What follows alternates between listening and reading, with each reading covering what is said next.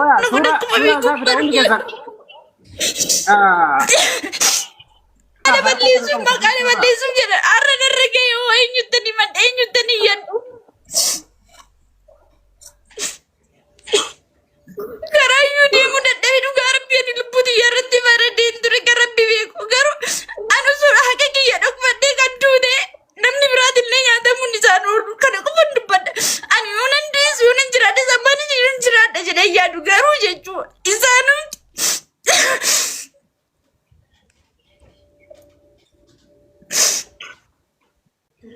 isaan abbaan humnaa isaan abbaan qabeenya garuu dhiiga ijoollee mana maadaa mitiin akkanatti bashannanan jibbuu miti.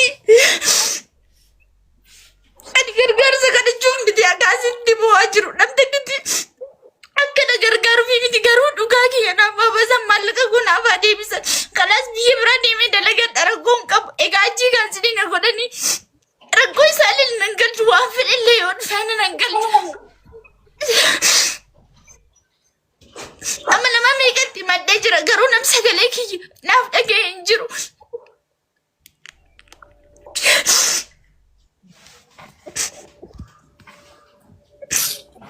Anshiro buletti yembooni fi obsiyati.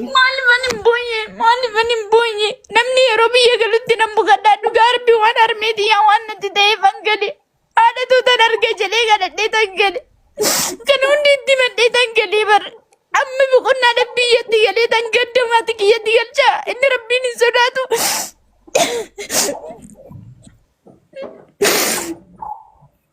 Malee osoo akkanumatti natti tolee osoo akkanumatti natti tolee Dubaayii keessa bakka bashannanaa meeqatu jira osoo achitti hin deeme waan an gaabbisiisu. Maallaqa isa walitti qabadhee illee osoo biyyatti galeeni waan fayyadisiin galee amma garuu harka qullaan biyyatti galee kan rabbi beeku 4,000 diraama 4,000 bicha qabadhee gale.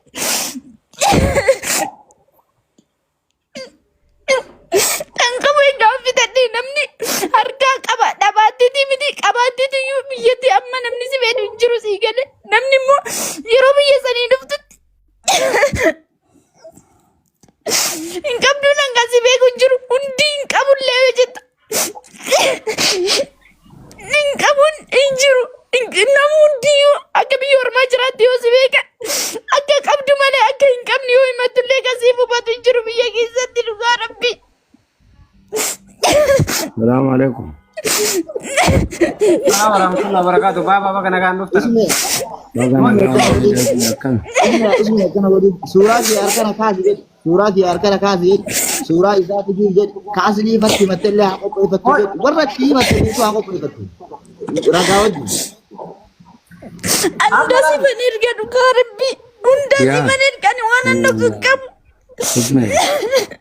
Oh obboleettiti yaa osoo hin boo'in dura waa takka qo'ee baabaa kiyya bakka nagaan dhuftanillee ilaa dhageeffadhu suuraa isaallee wanni finnuuf hin jiru baaballee nama isaanitti hedduu dhiyaatudha maamanuurillee ni beeknaa hin kabanyallee ati immoo isiin ragaa isii yoo qabaatu taate waan dhugaa wajjiin kallattiidhaan akkaataa mallaa kanallee itti nyaatamte fi akkaataa itti kennite nu caalallee nu raddiin ambasaaddara gadaa reestooraantiillee nama isallee maamanuurillee saahibaati hedduu walitti dhiyaatanii kanaafuu waan asitti himattu kana ragaa evidensii hundanii qabda ati ittiin saalfattooti.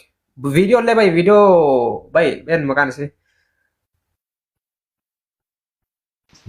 Dalua bu'aa viidiyoo. Homaan iyyuu ani waan dhoksun qabu hundayyuu nan baasa. Asitti illee barbaadan keessanillee siniifan erga. Yeroo dura isaan ID'dhaaf jedhanii maallaqa kanallee na gaafatan hunda siniifan erga. Darbee ani isaan hin beeku dura nama biraatiyyuu itti na fide. Nama biyya keessaniiti arsii keessan jillaan tole jedhee itti kenne malee ani namayyuun amanu imaaraatii keessattis naman amanee namni ani beekullee hin jiru.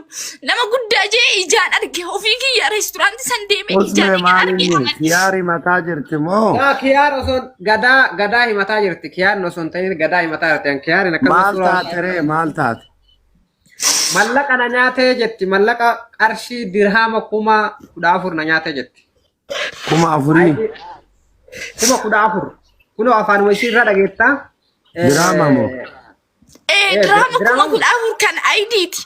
ID naaf hojjechiisanii amma ji'a qofa ittiin dalagadha. ID kan koo jechuu biyyan gala jedhee eeyyama isaanirraa fudhadhe darbee jechuu adalki jedhu kubaa jira biyya galeetan ji'a takkaaf ilaaleen dhufa jennaan rakkoo hin qabu naan jedhanii eeyyamaan hin gale sii gale kanaaf hojjetan maqaan kee eenyu ni maama keessan ergee jira bar waa hunda ergee jira eenyu irratti isaaniif ergee jira Abdusalaam saniifis ergee jira hundaaf ergee jira namni na jalaa bilbila kaasuu jiru eerpoortii keessatti Usme koy dalu akana gon dalu abuwa ifibsi maganda ke akana yadi ofibsi Nuruddin ofibsi iki nawali nasa obboleti tole akkam nagaa jirta nagaa rabbi okay dura Maamman Nuuriin jala turtee mi'ati gada stuudiyootiin na hojjetan ayidi takka hiriyaa kiyyaaf takkammoo anaaf hojjetan amma kun waan sillee bochisuun qabu waan sillee aarsuun qabu akkamittan hin booyni obboleessa maallaqa kiyyaa namti yeroo biyya galtutti hin beekta ani kana jedhee sitti himuu hin danda'u sii galee na dhageeffadhu ka walla gahuu barbaachisa waan sillee aarsu tokko hin qabu kuni mallaqa si nyaateen jedhamu IDC hojjetee jiraami yaa ID hojjete IDC hojjetee gara biyyaa galte yaa gara biyyaa galtee jennaani in kana salamtee sababa kana salamteef deebi'uu hin dandeettuu siin jedhan. Yaa. Akkanaan eerpoortiidhaan illee itti bilbilanii jiran. Eerpoortii keessatti akka maraatu taanan eerpoortiidhaan itti bilbilan. Warri eerpoortii jechuun bilbila jalaa kaasaan jiru. Qoy jechuun na dhage. Ati kallattii furmaata barbaaddamoo ajandaa barbaadda? No ana ajandumayyuu hin barbaadu taree ana sitti illee dubbachuu hin barbaadu giroo rabba afaan koo na haa qabu.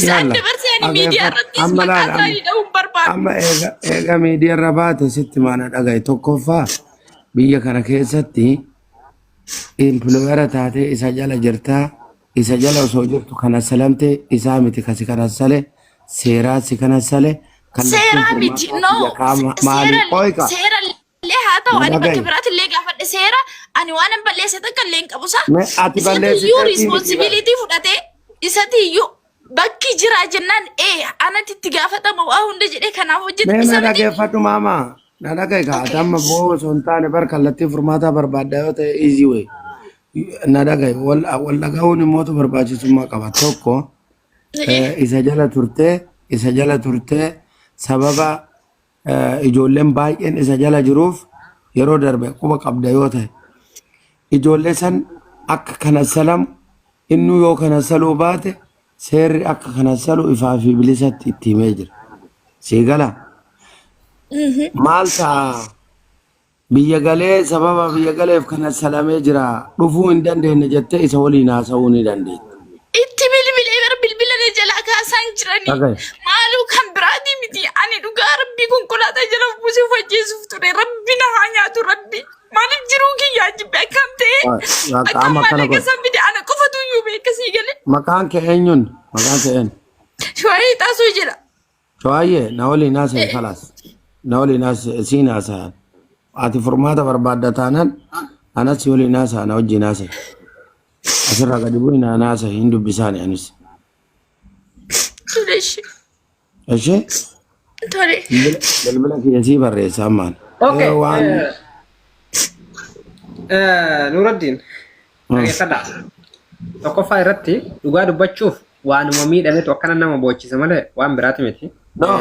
Wanti kun hin jira barama fakkeenya nama kana salamuu dandeenya. Yeroo kuma kudhaa eega kana salamtee jiru bar akkamiin kuma kudhaa sirraa fudhatan naan jedhani ani bara manamuun dadhabii.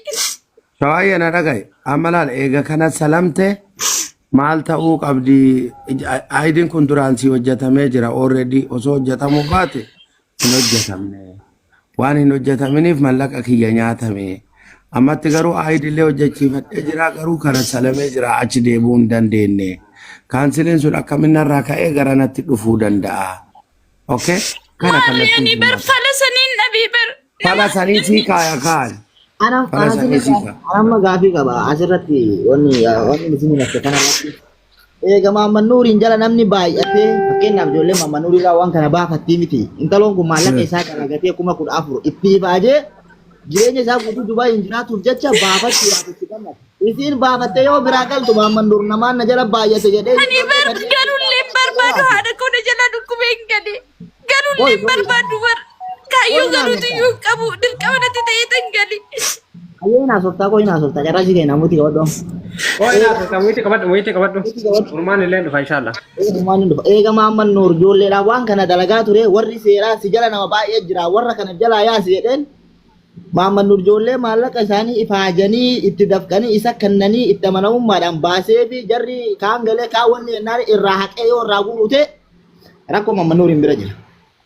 Laazima maaliif nama baay'isee jira waan ta'eef ijoolleen kunniin dhugumatti akka isaanii qaban. Makaraa isaatiin baafatan isumaas zarrate isaan baasee isaas zarrate sigala hayni intaloodha akkanumatti yoo laalanii arkan hin jira jechuudha maaliif jennaanin amantee itti kennattee baasee isiin eega fudhattee galteen booda duuba irraa haqeetu firma bisiin amma kallattii furmaataa barbaannamoo gaaffiidhumaan ajandaa wal godhanna anama mucayyoo kallattii ani bar atarsiimoo kaayee akkaataa ibsee intaloon ibsachuu hin dandeenyeetiin bakka bu'ee ibseef malee an ajandaa isa nan barbaadu bakka kanaaf amma namni kun nama miidhuuf deemullee miti kana salame akkaataa itti kana salame hanga tokko diiteelii isaan beekan hun jedhee mucayyoo tana miidhuuf kana salee miti immideetilii rakkoo qabataanan kaampaanichi sun namni itti baay'ate taanan kootaa isaa kenname saniin ala in kana sala eega kana sala immoo akkamitti aboo akkanumaan koomantiin barreessina haadha asirraa gadi bu'aan mucayyoodha koomantii irra baaf waan hin taane barreessina Nuraddiin mucayyoo dhugumatti kallattii furmaataa yoo barbaaddan mucayyoo kallattii furmaataa yoo barbaaddan nagaree miyaalqa guddaa ino ajandaa yoo barbaaddan salaamu alaikum maal akkanumaan nama rawwannoo jettaan ani mucayyoodha warri koomantiin barreessee jira ammallee ta'an ani karabbi beeku ajandaadha jedheeti miti ka isaan baasee keessan torbee kana guutuu isaanumatti bilbilaa jira obboleettii keessan naaf deebisaan jiru saniif hammee malee ajandaa isaan godhuufi miti maqaa isaaniitillee balleessuufi miti ani kabaja guddaa isaaniif qaba dhugaa ati gadi bu'ii na wajjin amma eega gadi bu'ii siin jedhan fardillee si meedaalleen asiin deebitaa yoo kadhat dhabdu amma meedaallee kama oromoo waa godhu keessatti ilaale dhimma kana. Shawaayyee an Nuraddiin baabaadha. Yoo beektu ani keessan haa isiniin jedhee jira garuu piraayiveetii haa keessan naaf deebisaa ala baasee. Salaamu alaikum carraa naa kennita Nuraddiin bu'ii wayii si gaafadhaan iluun dhageeffadhaame carraa naa kenna. Tokkoffaa namni tokko ID wata namaa dalagu biyya kanatti nama hagam akka ta'e seerri kaahee jira ati sharikaa tokko keessa nama hagam akka dandeettu seera jala jira akkasuma akkasii miti Nuraddiin biyya takka waliin jirra. Akkas ta'e isin dubartoota wata birrii fuutanii qaamaa dalaydan namni kun oovarii yoo ta'e akka mootummaan kana saluun beeytanii. Duraawwan akkasiin jiru. akkamitti hin jirre maal amma online irra galte hammam takka haga ta'e nama tokko akka ta'e hin beekne ijoollee diidam Nuraddiin na dhagaye dhugaa walitti himna mucaa keenyaa seetan nama digdam bakka tokkotti wanni kaansalii ka godhan sababa kanaan namni over yoo ta'e sharikaa dhufiifuu bilookii godhe na dhagaye koota akkasii kennu ilagaye koota akkasii kennu seera biyya kanaati malee osoo koota sii kennamu baate immigireeshiniin viizaa sii baasuu baate ofii keetii waan fedha keetiin gootuu miti. Sansiin jedhaa nama tokko oovarii hagamta kagasii kennan maal achirratti hin jiru akkamitti dubartii namarraa birrii fuutanii sitti duraan limiitiin qabu hin beeksanii si qofaa fi miti Nuraddiin ayyaana hofolchi waan sharikaa keessanii qofa haasawutti hin jiru ijoollee hedduutu akkana akka dassalamee keessan boohu jira wanni kun dhaabbatuu qaba maaliif isiniifillee namaafillee miidhaa guddaa amma bar seerri akka duraan